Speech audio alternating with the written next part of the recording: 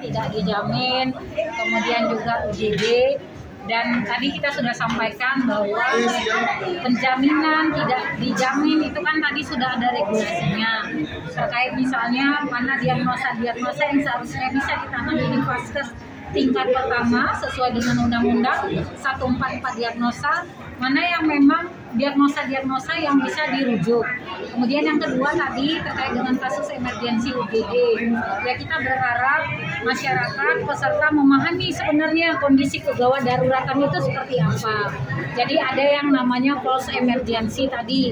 Artinya sesuatu yang tidak gawat dan tidak darurat memang masuk ke rumah sakit tidak dijamin oleh BPJS Kesehatan. Jadi kita berharap juga kami ingin sama-sama kita masyarakat memahami kita bukan memilih-milih penjaminan mana yang tidak dijamin atau mengurang-urangi biaya tidak. Tetapi kita ingin agar semuanya masuk sesuai dengan tupoksinya.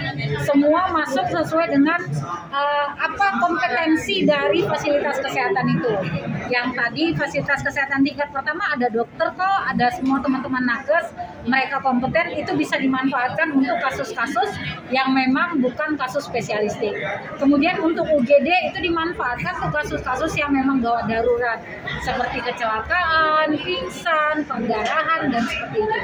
Ini kita butuhkan untuk memilah-milah sehingga tidak terjadi misalnya namanya kayak rumah sakit di UGD menjadi seperti puskesmas raksasa, dan juga ini bagian dari sistem JKN itu sendiri managed care agar pembiayaannya bisa efektif dan efisien. Hingga saat ini BPJS apakah sudah merugi atau bagaimana?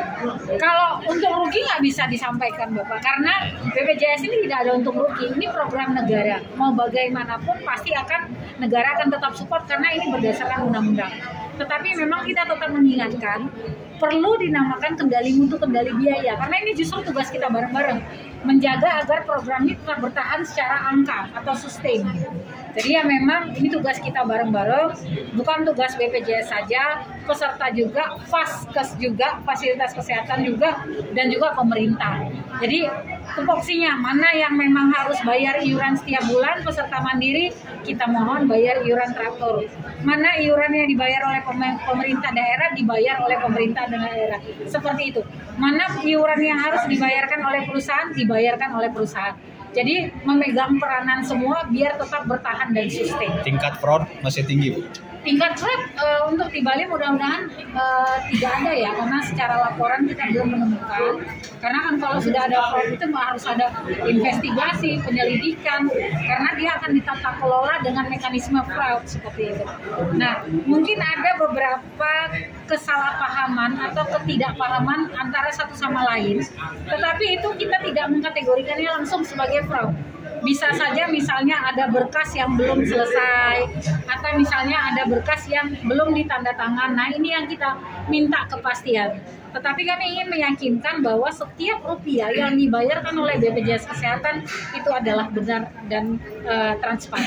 Bu, tadi pengeluaran 5,3 triliun itu setahun Pak, tahun 2024. Itu di mana itu? Ya, di wilayah Bali saja. Bali. Iurannya 2 triliun. Sekitaran segitu. 2,5. Dari berapa peserta? Dari sekitar peserta di Bali itu sudah di sekitar 5 jutaan ya Pak ya, karena kita sudah UHC untuk Bali. Lebih banyak penyakit apa tuh yang ditanggung? Penyakit katastrofik Pak, yang tadi DM, HT, gagal ginjal, dan juga jantung. Kedepannya gimana kalau terus? Ya, kita berharap yang pertama untuk penyakit-penyakit katastrofik tadi, kita berharap pesertanya mau rutin kontrol, karena pembiayaan ini adalah semakin tidak rutin kontrol maka biayanya akan semakin besar. Karena biasanya komplikasi yang bahaya. Kayak misalnya DM itu nggak sembarangan, HT itu kan komplikasi outputnya apa? Gagal ginjal. Itu pasti itu terjadi akhirnya. Nah, kita mengharap masyarakat tadi ya gaya hidup sehat, kemudian mau menaati minum obat teratur, dan kita juga mengajak vaskes tingkat pertama itu ada program Prolanis, program mengelola penyakit kronis ikut di sana, sehingga yang dirubah bukan hanya melulu obatnya tapi gaya hidupnya. Itu penting karena memang penyakit-penyakit katastrofik ini cenderung dia berasal dari paling tingginya dari gaya hidup. Ya. Seperti itu. Terima kasih. Terima kasih. Ya.